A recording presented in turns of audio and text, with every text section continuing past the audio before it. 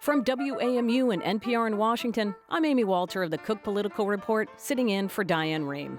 With the election 11 days away, Hillary Clinton and Donald Trump are appealing to voters in key states across the country. This as polls show the race tightening in Trump's favor. In a win for online privacy, the FCC approves rules limiting how internet providers can use customer data.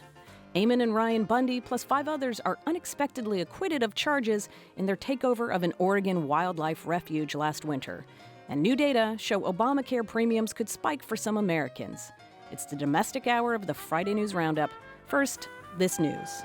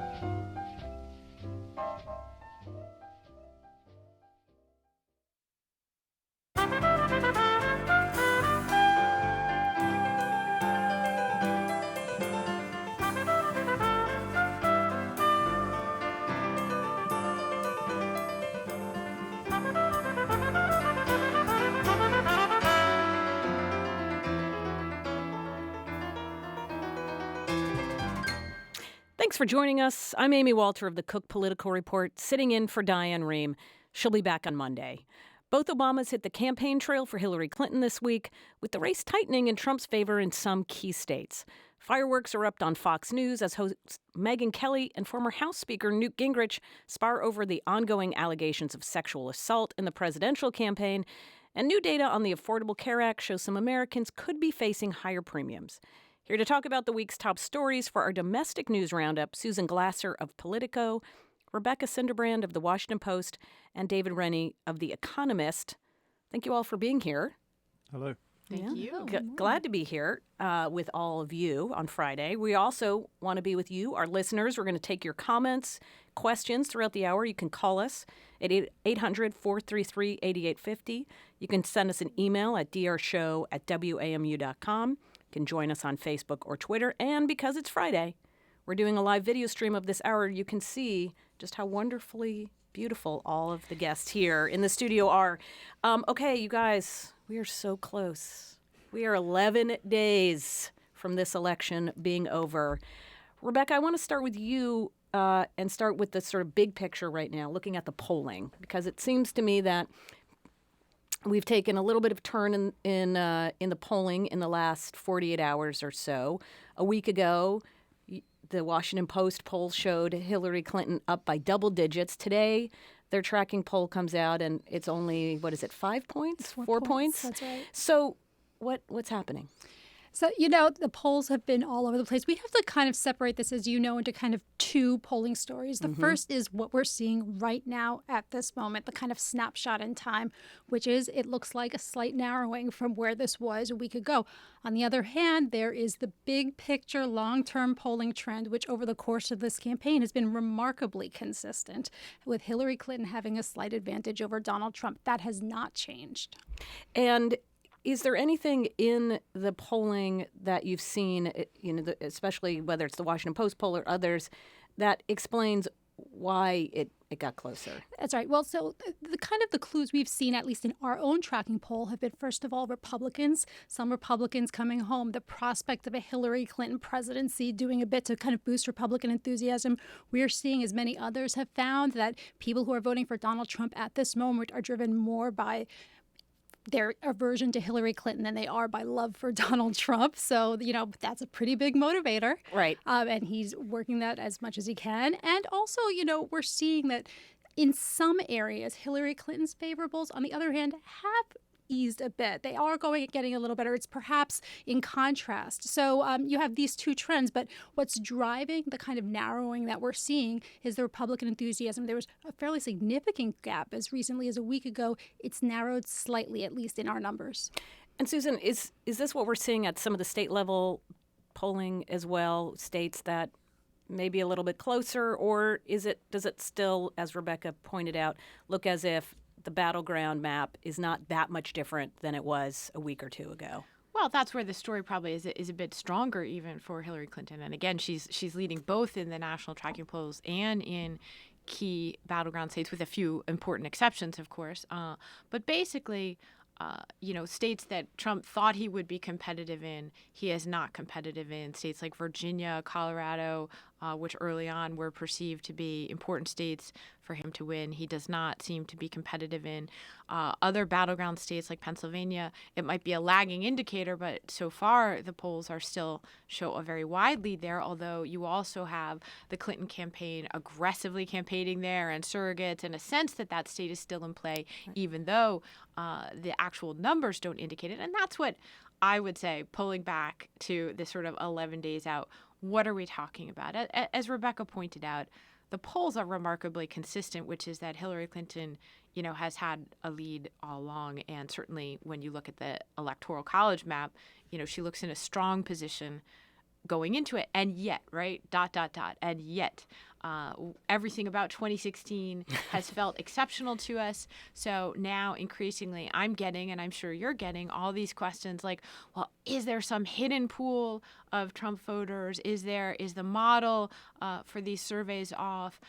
Is there anything we're missing? It seems in a rational sense that we have a strong, clear view of what the likely outcome is. On the other hand, it feels like a very irrational moment in American politics. So I think that's more than any individual poll, that's what we're struggling with. The bottom line is no presidential candidate in recent memory has ever overcome a deficit of this size, this close to the election, period. The only guy ever to come back from a disadvantage in October of the presidential election year was Ronald Reagan back in 1980, and that was basically a 3-point deficit that he overcame. So let's just stipulate to the fact that were Donald Trump to pull off an upset, it would be an enormous upset that would go against all historical precedent, that would, given the wide range of polling that we have both nationally and at the state level, would implicate every single polling every firm single pollster in all of the talk about a United conspiracy. States. Yeah. It would literally involve every single model being used by every single person being wrong. And David, let's look at the battleground map for a second, because there are some states that have popped up on there that we've never talked about as potential Arizona. swing states. Yeah. Arizona, Utah, Texas. Texas. So tell us what the battleground map today really looks like. So I think Utah is slightly a case on its own. I mean, essentially, it is still a Republican state. It's still a conservative state, but it's got specific Mormon issues. They were desperate to find someone who wasn't a bigot, who didn't seem to dislike religious minorities, which clearly resonates in Mormon history, the idea of expelling, or persecuting one religious minority. You have this candidate, independent conservative ex-CIA officer Evan McMullen, who is a Mormon, and that's a kind of out for Utah. So I think Utah is a special case. It's also only 6 electoral college votes. Arizona is really interesting. There seems to be, it's a classic example of we are seeing, we may see, ticket splitting, which we had thought was maybe, going the way of the dodo, wasn't going to happen anymore. Because John McCain's Senate race, if you talk to people there, he's not actually as vulnerable as people had assumed he would be, because people saw, Donald Trump, the big chunk of Latino voters in Arizona, changing demographics. He had a tough primary. But actually, he seems to be in reasonable shape down there. People are making a distinction between him and the top of the ticket. But on the presidential level, it really does seem to be quite tight. I think, having just spent a long chunk of time out in the field in some swing states, I think that one thing, Rebecca used the very useful phrase, people coming home. I think people who are saying that they weren't enthusiastic enough about their candidate to do the thing that they usually do, to vote Republican or vote Democratic. I think that as we get close and the stakes are clearly high, that sort of self-indulgent sort of protest sort of thing is fading. People are coming home. So you meet a bunch of ex-Bernie Sanders people who say, you know what, actually, this is real. I'm going to vote for Hillary Clinton. And I was in, for example, in Nevada last week. Now, the candidate there for the Senate, Joe Heck, disavowed Donald Trump after the Billy Bush tapes came out. And you had a lot of people saying to reporters like me, I'm so angry with him for disavowing Donald Trump that I'm never going to vote for him. He's not going to get my vote. But then I went to a couple of events and I just kind of trotted around the room saying to people, what are you actually going to do? And they'd say, I'm really cross with him. He shouldn't have done it. But we need a Republican Senate because of the Supreme Court or whatever. So there's a kind of reality sinking in for an awful lot of people. What I think hasn't changed, and that's why I think, again, we should take seriously the fact that Hillary is still in the lead, is separate from that kind of enthusiasm, kind of sulking thing, there have been just gigantic numbers of people deserting Donald Trump consciously for Hillary Clinton. So the most fascinating group, I'd say, is college-educated white women, a group that used to go 50-50 between the two parties, and they really have deserted Donald Trump. And that's not a kind of protest enthusiasm thing. That's a conscious rejection of one program in favor of another. Well, and let's look at another one of those states that has popped up. Like Arizona, Georgia's another diverse state, a state that Democrats had hoped in 2008 that maybe Barack Obama can win. That's also very competitive. And Rebecca, we're also hearing about some issues there between the ACLU and the Secretary of State over some voting rights issues. And Absolutely. yeah, can you tell us a little bit about that? that? So yes, of course, there's a Republican Secretary of State in Georgia, Ron Kemp, and he's someone who has tangled in the past with Democrats and with voter registration groups over access. And so you have these complaints, these questions about whether all of the voters who've been registered have made it onto the rolls, about whether access is being limited in terms of the number of polling places involved that are open in the most populous county sees already talk of people waiting on lines for hours for early voting. So that's very much an issue. I want to kind of circle back just very briefly talking about the reality on the ground in the swing states, and something we haven't really touched on is the fact that we had the new fundraising numbers come out, and Donald Trump is at a huge disadvantage heading into the home stretch, beyond which his infrastructure on the ground already was just, tell us those numbers, because they're pretty striking. It's pretty amazing. Hillary Clinton has more than 2.5 times as much money in the bank heading into the final weeks of the campaign. And we've heard all along from Donald Trump he's willing to spend, $100 million on this race. And yet, the one number that's been shooting all over the internet for the past few hours, donating roughly $31,000 or so of his own money in the first 20 days of the month. That's $30,000. Not 30 million. No. Yeah. We just need to take a quick break, but coming up, we're going to have more of the Friday News Roundup. You can see all of our guests on our live video stream at drshow.org. We'll be right back.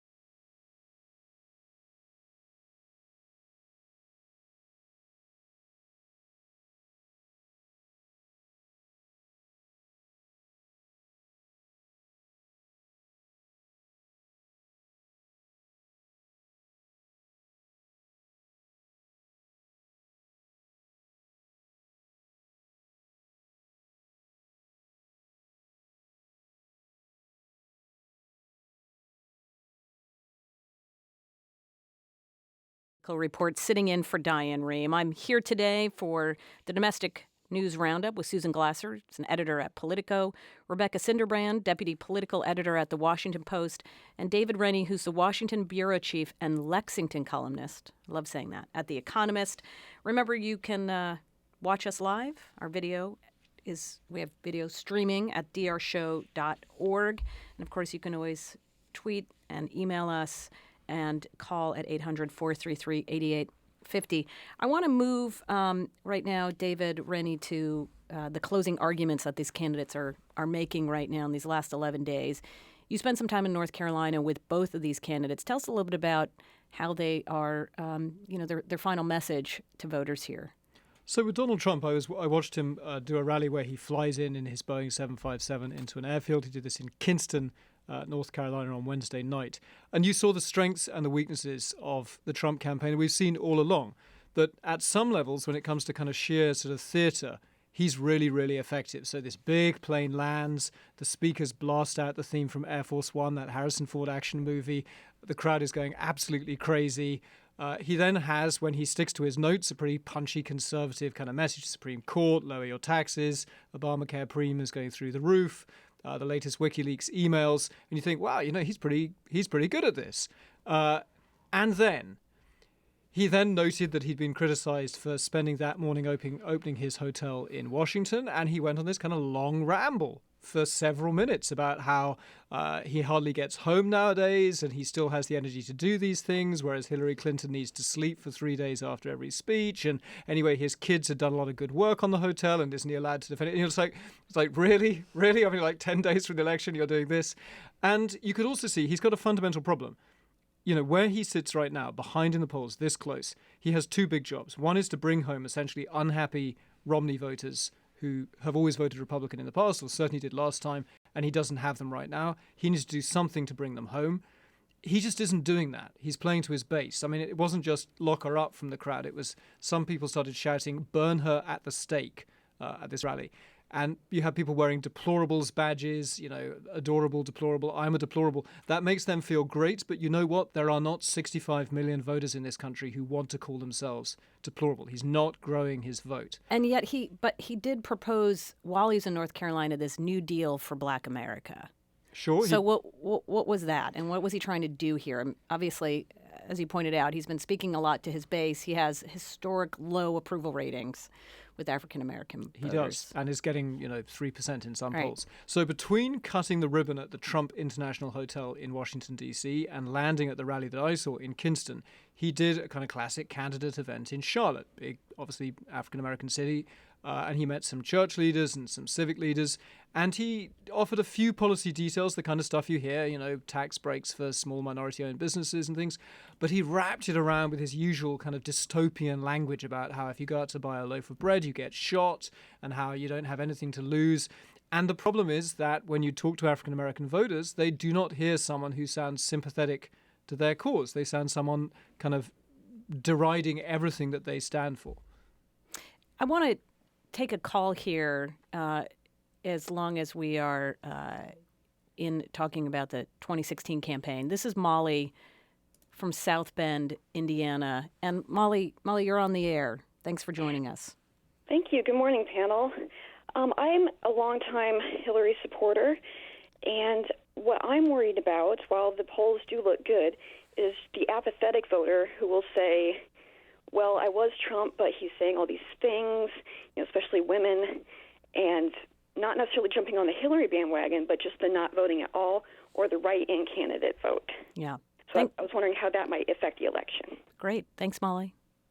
Susan? Well, I think Molly is making an excellent point, which is this question of, there are two ways to close the campaign, right? Positive, rally your people, bring in new people, and negative. And Donald Trump, as David pointed out, is closing negative. And that means, driving down overall enthusiasm levels. We can all agree that, also it's been a pretty icky set of conversations ever since the Trump tape emerged.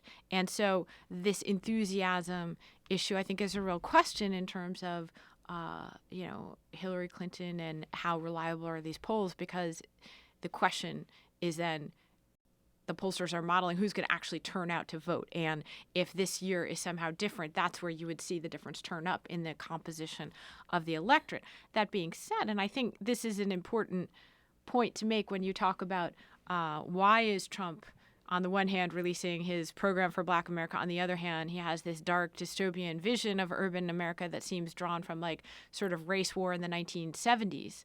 And, he doesn't seem to be genuinely pitching for Black votes. So what is he doing? Well, there was a very interesting report in Business Week that came out yesterday where there's Trump advisors openly talking about their vote suppression campaigns, in particular among the Black community. The bottom line is that North Carolina, where Trump appeared, is a battleground state that will be won and lost on the percentage of turnout by African American voters for Hillary Clinton. So Trump doesn't expect those people to vote for him. The question is how many come out and vote. By the way, Hillary Clinton is extremely popular at this point with African American voters, and there is the scenario in which she actually receives a higher percentage of the Black vote, and we're talking way in the upper 90 percentages than Barack Obama, the first African American president, did in 2012, not in 2008. I think that record will probably go unchallenged by him. But that's an extraordinary fact, and that speaks to the kind of campaign in many ways that Trump has run up until now, which has been encoded with a lot of sort of racially fraught rhetoric. Well, this is a great then transition, Rebecca, to the fact that the Obamas have been very active with Hillary Clinton on the trail. Michelle Obama, for the first time campaigning with Hillary Clinton yesterday in North Carolina. Tell us a little bit about what that looked like and what Hillary Clinton's closing message, especially to people like Molly, worried about enthusiasm. Absolutely. It's Michelle Obama has been the star of this campaign season. And, there was no question yesterday at that event that Hillary Clinton was the opening act. People were there to see the First Lady. The interesting thing, again, also was when you talk about the theater, we've had this discussion all year long about cable networks and the way that they kind of zero in on Donald Trump and these empty podiums. You had cable networks cutting away from the Donald Trump rally to go live to the Hillary Clinton rally to see Michelle Obama speak, and they took all of Hillary Clinton's remarks. So that right there kind of gives you a sense of where people see the star power going. And Michelle Obama is presenting kind of a two-pronged message. She's presenting a very, very positive message. On the other hand, of course, she has gone on the attack against Donald Trump. And she specifically spoke yesterday to the people saying, look, this is unprecedented for a First Lady to kind of take the message to this partisan a place. And she said, this is an unprecedented election. Indeed. It has been unprecedented. Now, Hillary Clinton has not had a great week, though. Take away the big rally with Michelle Obama. Two big issues came up this week. One is the announcement by the government that premiums for the healthcare exchanges are scheduled to go up in 2017.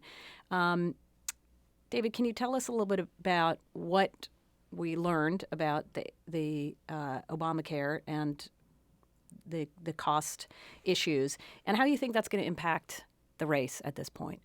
So in a normal election, with a normal Republican on the other side, this would have been a very bumpy week for the Democrats, because this is something that sounds horrible and it's easy to explain. And it's going to happen right now. So what this affects is basically people who buy their health insurance through the Obamacare exchanges. Now, about 70% of those people, they're actually going to receive government subsidies that leave them more or less, no worse off. The people who are going to suffer are, say, self-employed people who earn too much money to get government subsidies, but they still buy their insurance through the exchanges. Now, they are going to be worse off because the premiums are rising, and they're basically rising because the people who've turned up to sign up for Obamacare through the exchanges turn out, on the whole, to be sicker than the insurance companies were expecting. There's slightly fewer of them, and the ones who've signed up are the ones who really need healthcare, and they need it because they're sicker. So they're a worse business proposition. The government kind of knew this was going to happen. The big interesting argument that will sort of last beyond the election is whether this is kind of a death spiral for Obamacare. My colleagues who are kind of up to their eyeballs in spreadsheets tell me it isn't. It's kind of bumpy, but it's not the death of Obamacare. But in political terms, if Donald Trump, to say it again, were a more disciplined campaigner, this would be a really useful rallying cry for him. And you can see him when he's reading off his teleprompter, he starts citing the numbers and they don't sound great. And certainly down-ballot Republicans who are desperate to have an argument that sounds like a kind of traditional government messes stuff up, we're going to give the private sector a chance to kind of work with ordinary Americans. They love this. And you'll see, for example, the Koch brothers network, which has been spending big on the down ballots, ignoring the presidential races. They've been kind of getting some pushback until recently because they've been running tons of ads about Obamacare. And sort of smarty pants strategists were saying, why are you talking about Obamacare? That's the last election's issue. Now those people are saying, you see, we're not so stupid because actually this resonates with voters. The problem is that you have a presidential ticket that is incapable of kind of capitalizing on this stuff. And then he starts talking about, his hotels and how little he gets sleep and stuff. Well, and in fact, he even bobbled it when it first came out and basically made it seem that he didn't offer health care to employees and that they were all on Obamacare and isn't that terrible. And he seemed to be not in command of the facts either about his own employees or about Obamacare. And I think, the collective groans of Republicans around the country could be heard because even in that sort of first couple hours after this news came out, you saw him sort of almost signing away an issue that they needed to run on.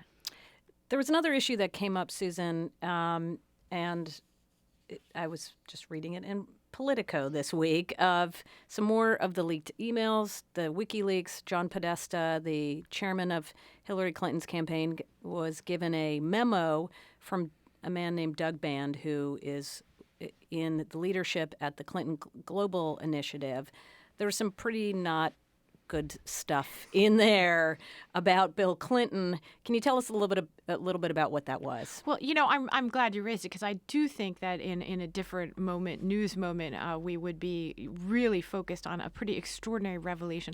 We already had indications of this rift, really, that had occurred between President Bill Clinton and Doug Bann, who had been his closest post-presidency staffer, the guy who, together with Bill Clinton, built up the Clinton Foundation, left a few years ago to go out and build this sort of strategic consulting business called Teneo, which is now at the heart of questions, concerns, and allegations around, is there too much of an overlap between, in effect, the Clinton Foundation's perceived good works and monetizing it for their and those connections for their personal benefit.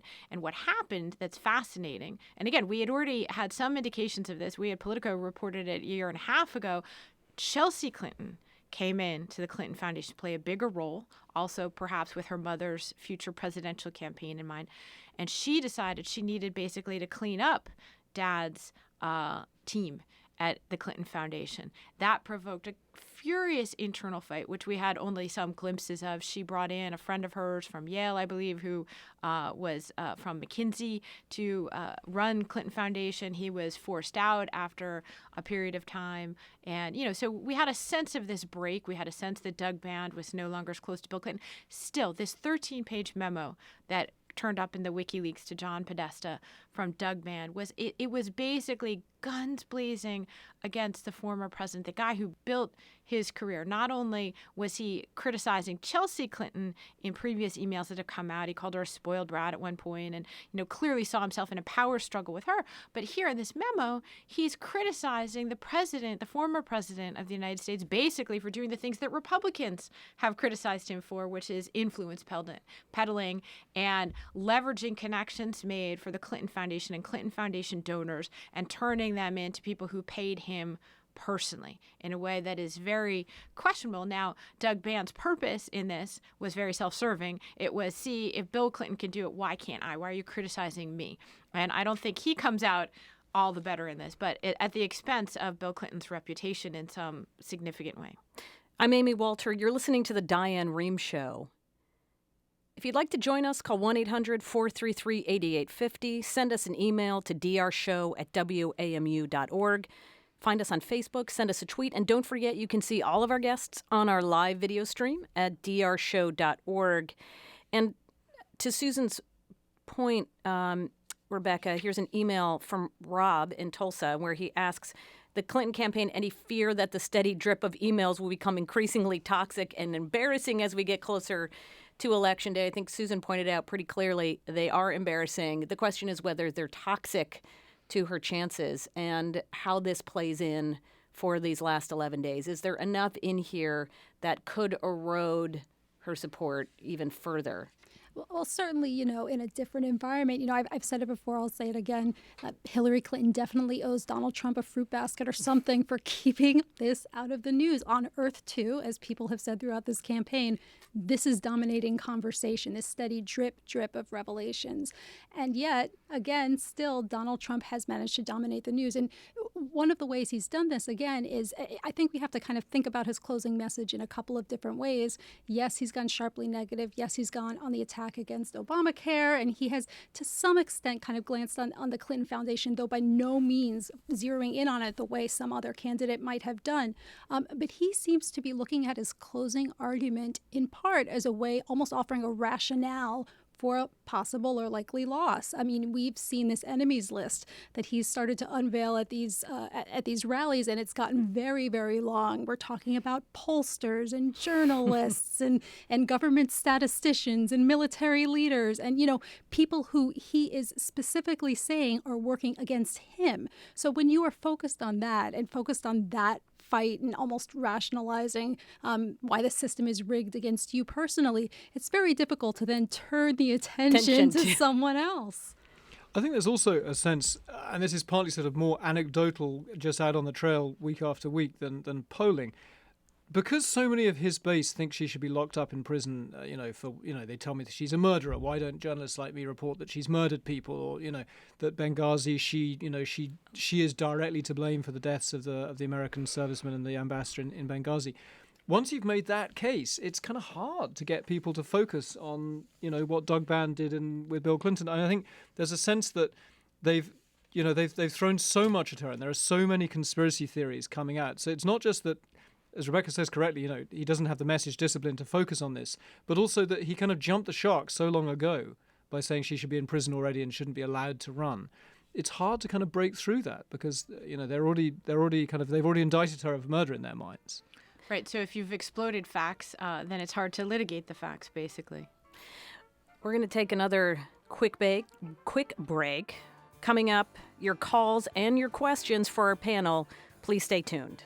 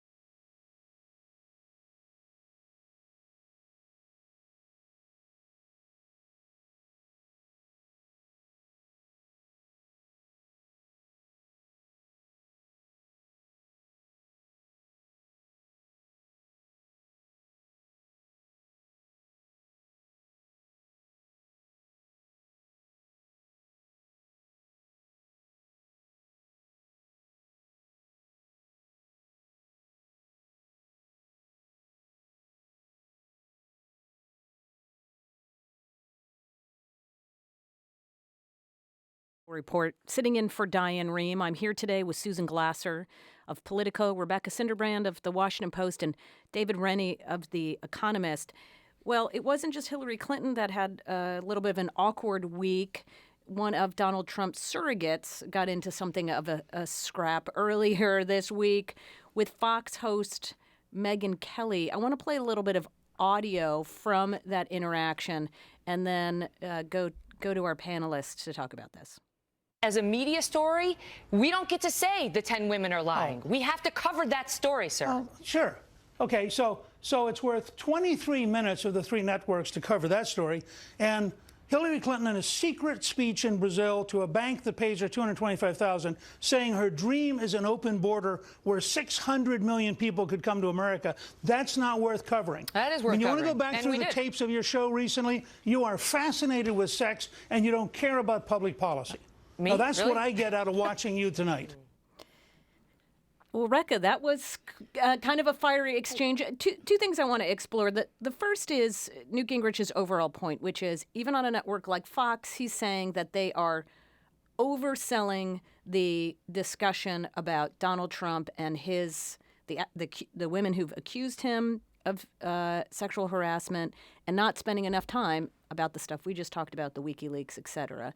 So there's that piece I want you to dig into, as well as what is this fight between Megyn Kelly and Newt Gingrich? If you watch that entire exchange, she's definitely poking at him throughout that. So does this suggest this is about the deeper rift within sort of the Republican establishment? Well, I mean, we're going to have a very long conversation once this election is over. You know, you're just waiting for November 9th. It feels like a lot of people are going to have a lot to say, particularly in the conservative media sphere. I think, speaking about Newt Gingrich and just kind of putting him in the constellation of Trump's surrogates more broadly, they have made headlines quite a bit this election, not necessarily for the reasons that a traditional campaign might have wanted them to. And, Newt Gingrich right there, you saw that moment, you can't see it right here because we're on radio, but in that moment, Megyn Kelly looked as though she needed an instant replay on reality, that she did not quite believe that she had heard what she had just heard. And that may have been the reaction of a lot of people. So again, if you're trying to reach those more traditional Republican Romney voters, that is perhaps not the best way to reach them. To his larger point, this is a point that Donald Trump has made time and time again, made a centerpiece of his closing argument, the idea that the media is not doing its job, that it's not focusing enough on the issues with Clinton and the Clinton campaign, this kind of steady drip of revelations about what was going on in the Clinton Foundation and those sorts of issues. I think, one thing we have to circle back to, and we've said it time and again, Donald Trump is a big reason that we are talking about Donald Trump's issues. He raises it himself consistently.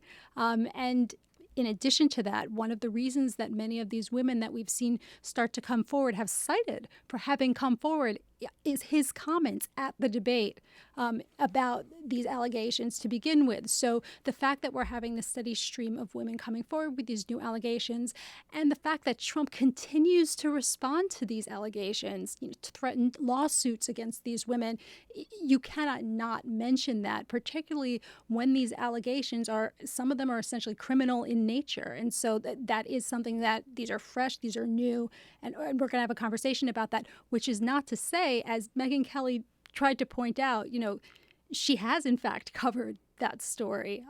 It just hasn't gotten the pickup. And a lot of times when we have this conversation about media bias, one of the things you find is that people are less speaking about whether or not a story has been covered than whether or not it has gotten the sort of reaction from the public that they would like to see. And, the fact of the matter is, for whatever reason, the public is more fascinated by, more drawn to the coverage of these Donald Trump issues than it has been to coverage of emails and the Clinton Foundation. We can speculate endlessly as to why, but we can't force people to take it our coverage.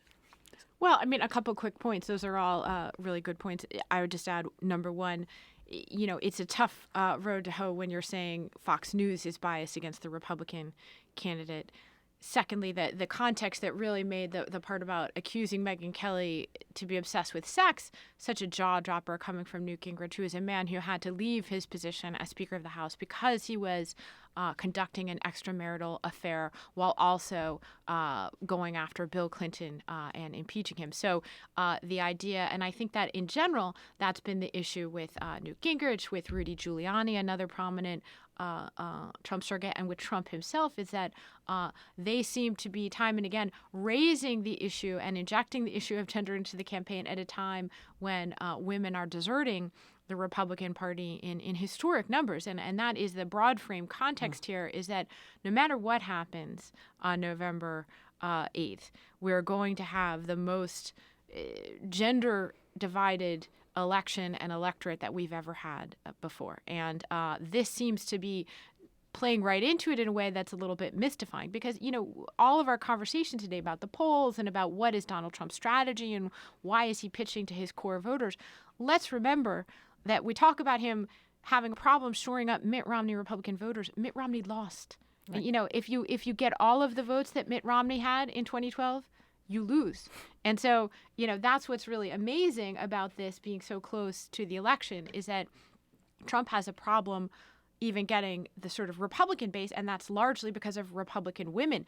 Megyn Kelly conservative Fox News. They're going to war with her. How is that going to help them get the Republican women's vote that they need, even in order to draw back to the level of Mitt Romney's performance in 2012? And I would just add, you speak about kind of this is the most gendered election. No matter who were to win the presidency, whether it's Donald Trump or whether it's Hillary Clinton, this issue will not go away. It would remain a part of the conversation. It's impossible to see issues of gender not entering into the conversation about the interaction between Hillary Clinton and Republican leaders in Congress or Donald Trump and virtually anyone. And so this is going to remain a challenge for the Republican Party. I wanted to switch gears for a second. It's almost impossible to pull us away from the campaign, but other things have happened this week, including something that just happened yesterday, and that is the story of the Bundy brothers. They and 5 others were acquitted of federal conspiracy and weapons charges. If we remember, back last year, they had taken over a wildlife refuge in Oregon. David, maybe you can tell us a little bit about that case and a little about how the decision was reached. It was a jury decision. So in the next sort of few hours and days, we'll learn more about the jury's reasoning, no doubt. But there is a strong sort of sense that this is there's a big thing on the sort of the anti-government right about jury nullification, this appeal to juries to understand that as Americans they have the power to say that a law is unjust and that they shouldn't convict on the basis of a law that they dislike. And that was certainly the strategy being pursued by the Bundys, some of whom represented themselves in court. They also had some lawyers who were very much in that kind of movement of anti-federal government, kind of, the Constitution is the only law that counts. If that's what explains this, on the face of it, extraordinary kind of acquittal on all counts, that's a big deal because that shows that a court in Portland, Oregon was essentially agreeing with a pretty far-out message that the federal government really doesn't have the right to control land, that the entire constitutional basis on which things like the Bureau of Land Management control vast tracts of the West is kind of flawed, and that, I mean, let's remember, federal prosecutors were saying the charge was that the Bundys and their allies had prevented federal officials from doing their job because they had, with arms strapped to their hips, taken over the Malheur Wildlife Refuge and stopped federal officers from going to their place of work, which is the Malheur Wildlife Refuge. It doesn't look a very hard case to try.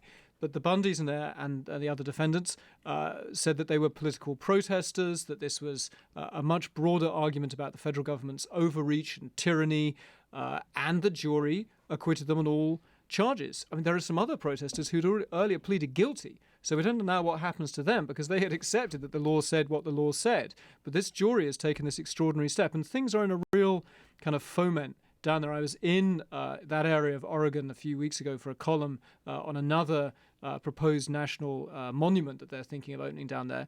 And there really is a sense that the BLM, the Bureau of Land Management, is slightly under siege. I mean, people shoot at these BLM agents and their vehicles all the time. This is a very kind of strange, tense situation. It should be said that the ranchers who live right there in that place, they're pretty unhappy with the Bundys. They say the Bundys came from Nevada. Most of the protesters came from other states. That although they don't like the way that the federal government, regulates them, they don't actually want the federal government to go away completely. And so actually there is a sense that outside anti-government groups and some of these militias are glomming onto this particular kind of patch of land in eastern Oregon to try and make their case. But legally, this is an extraordinary decision, and I think you're already seeing people near the federal government looking very, very anxious about what this means. Well, that is a great transition too to a lot of emails we're getting about this case and its relationship to another standoff we're seeing, the Standing Rock Sioux tribe, and the discussion there. And this is an email from Stuart. And he says that if the Bundy clan was acquitted, why can't the Standing Rock Sioux tribe peacefully demonstrate? This is about the proposed pipeline going through their land. Law enforcement let the Bundy clan occupy a federal facility with a well-armed force. Meanwhile, law enforcement shows up in militarized riot gear with air support to address primarily peaceful protesters. Yeah, and this is a conversation. It's almost impossible. It feels impossible to remove from this political moment where we are right now. As you said, this sense of among some that seems to be driving the Trump phenomenon, that the government is overreaching and there's tyranny and they're pushing back. It's a bunch of angry people pushing back against the government, and that's what we saw in Oregon. The other thing that you saw last night very quickly, and comparisons not only to this protest on the Sioux Reservation, but people kind of raising the question of, let's assume for a moment that these were Muslim extremists that had taken over a federal building with arms. How might the reaction have been? How might the jury have reacted? And so that sort of conversation as well. Well, I think that's an excellent point. And, the other thing that occurred to me, right, is that basically you can look at this as a free speech issue, right? Their argument essentially was we're engaging in protest, but you at the same time have a Republican nominee who's both appealing to this sort of activist, armed segment of white America. On the other hand, Donald Trump is not someone who takes an expansive view of free speech. And we know that as representatives of news organizations that have been banned by Donald Trump repeatedly from even covering his rallies, he said that he wants to change the definition of how libel laws would apply to American journalists. And you can't have one First Amendment for guys in the West who are waging a noble protest and another First Amendment that doesn't apply, right, to Muslim Americans or other banned groups. So I think that that's really the contradiction at the heart of it in the middle of this campaign season seems like hard to escape. I'm Amy Walter. You're listening to the Diane Rehm Show. Finally, there was a couple big stories in the world of telecommunications this week. Just the other day, the FCC had new rules for consumers, privacy online, for content providers. David, what can you tell us about the FCC ruling? So the FCC essentially came down against internet service providers and said that they imposed some pretty strict restrictions on the ability to which the people who kind of pipe the internet to your house or to your place of work can sell your data to whether your location data or things that you've been searching for to marketers. And there's an interesting distinction starting to be drawn here between the companies that look a bit like old-fashioned utilities, that you pay them a bill and they deliver the internet to your house like water or gas, and companies that seem to be giving you something for free, like Google giving you Gmail for free. Consumers seem to make a distinction in their minds between, if I'm getting Facebook or Gmail for free, then I kind of understand that there's a trade-off, that at some level it's not a surprise when on the side of my email there's lots of ads for squash rackets, because I did buy a squash racket last week, or at least Googled searching for squash rackets last week. So people are aware that when stuff comes for free, then kind of you're the product. But when people are paying a bill every month, and it's more like a utility, they do seem to be very uncomfortable with the idea of those utility companies kind of double dipping, charging you a bill and then selling your data. And this is coming, of course, at the same time that AT&T and Time Warner announcing a partnership exactly for the reason that David makes, which is AT&T saying we need to be able to get content and we need to be able to find other ways to make money. And you have a lot of entertainment companies right now who are trying to say, look, what we're seeing in terms of this takeover attempt, it's not going to make for big changes. You know what? There are big changes coming. I mean, you look at someone, not to point to myself, but I'm someone in my 30s who has not had cable television for nearly a decade now, and I am by no means alone. Most of my friends don't either, and that's in part because the industry has been extremely slow to evolve and change into the way Americans are starting to get their news, starting to get their information, want to get their entertainment. And so these changes need to take place. There need to be, the unbundling of these channels, all of these different issues, and perhaps this is the first step. Well, it's interesting, though, because it's not at all a foregone conclusion that this deal will actually be approved. That's right. It's now subject to review by the antitrust division of the Justice Department. And there is, those people who understand it a lot better than I do think that there's almost a 50-50 shot as to whether it ultimately congressional goes hearings through. coming as well. Yeah. Well, I mean, we're at a time, of course, when the idea of big mergers, rigged elections, the talk of big corporate behemoths has been pretty hot. But I guess the question, I don't know if anybody here can answer this, is if NBC and Comcast were approved, is there a reason why AT&T and Time Warner would not be. You certainly see AT&T and Time Warner making that argument that theirs is a vertical integration. They're in two different business sectors effectively, and that'll all be kind of fine.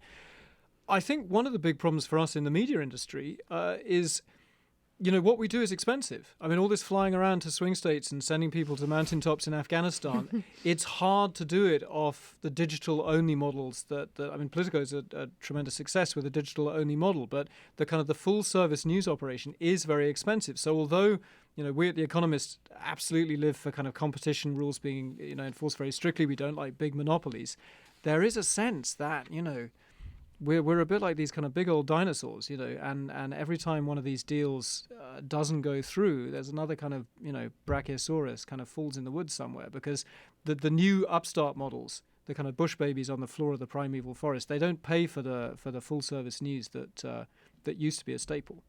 Wow, you got Brachiosaurus. the floor of the primordial forest. That is impressive. They should be paying you. They should be paying you much more. That is all the time we have for the Domestic News Roundup. I want to thank my guests, Susan Glasser from Politico, Rebecca Cinderbrand from The Washington Post, and David Rennie of dinosaur fame from The Economist. I'm Amy Walter with the Cook Political Report. I've been sitting in for Diane Rehm. Thanks for listening. The Diane Rehm Show is